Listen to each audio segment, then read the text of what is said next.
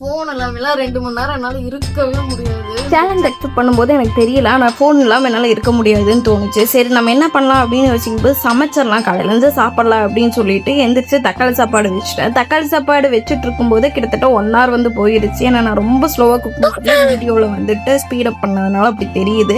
ரொம்ப ஸ்லோவாக குக் பண்ணி அதை எடுத்து வச்சுட்டு இருக்கும்போது விசில் போட்டதுக்கப்புறம் பார்த்தா இன்னும் 1 hour இருந்துச்சு. ஸோ நான் போய் துணியெல்லாம் எடுத்துகிட்டு வந்து அதையும் துவைக்கலாம் அப்படின்னு நினச்சேன்.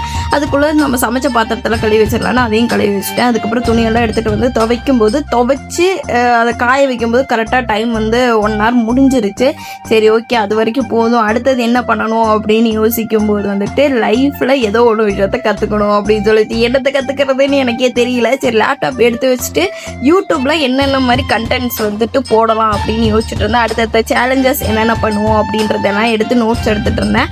அதுக்கப்புறம் வந்துட்டு நான் வீடியோ எடிட்டிங்கில் ரொம்ப மொக்கை, அதையும் வந்துட்டு எப்படி பண்ணலாம் அப்படின்னு எடுத்தேன். அதுக்கப்புறம் வந்துட்டு வீடெல்லாம் ரொம்ப க்ளீன் பண்ணணும் அப்படின்னு ஒரு விஷயம் சொல்லிச்சு. அந்த ஒர்க் ஸ்பேஸை வந்து க்ளீன் பண்ணணும் அப்படின்னு சொல்லி இருந்துச்சுல, அதனால நான் அது எல்லாத்தையும் உட்காந்து க்ளீன் பண்ணிட்டு இருந்தேன். இன்னும் சொல்லணும்னா இதெல்லாம் ரொம்ப நாளாக பண்ணணும்னு நினச்சிட்டு இருந்தேன். இந்த சேலஞ்சுனால அதெல்லாம் முடிஞ்சிருச்சுன்னு நினச்சி நான் ரொம்ப சந்தோஷமும் படுறேன்.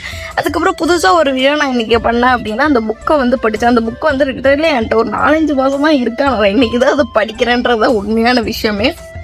அண்ட் லேப்டாப்லாம் கொஞ்சம் திங்ஸ் எல்லாம் எடுத்துகிட்டு நெக்ஸ்ட் வீக்குக்கு என்னென்ன பண்ணணும் அப்படின்றது வந்து எடுக்க சொல்லிருந்துச்சு. நெக்ஸ்ட் வீக்குக்கு நான் என்னென்ன பண்ணலாம் அப்படின்ட்டு இருக்கேன்னா, இன்னொரு கிரைம் சேனல் இருக்குல்ல, அதில் வந்து டெய்லி ஒரு வீடியோவும் இதில் ஒரு டெய்லி வீடியோ போடணும் அப்படின்னு நினச்சிருக்கேன். அப்படியோ கஷ்டப்பட்டு இந்த சேலஞ்சை நான் முடிச்சிட்டேன். இந்த மாதிரி வீடியோஸ் உங்களுக்கு பிடிச்சிருந்துச்சு அப்படின்னா மறக்காமல் சப்ஸ்கிரைப் பண்ணிக்கோங்க. இந்த வீடியோ பிடிச்சிருந்துச்சுன்னா ஒரு லைக் பண்ணிக்கோங்க. இந்த மாதிரி ஏதாச்சும் சேலஞ்சஸ் நீங்கள் சொல்கிற மாதிரி இருந்தால் அதுவும் நம்ம பண்ணலாம். நீங்கள் சொல்கிற மாதிரி இருந்தால் கமெண்ட்டில் சொல்லுங்கள்.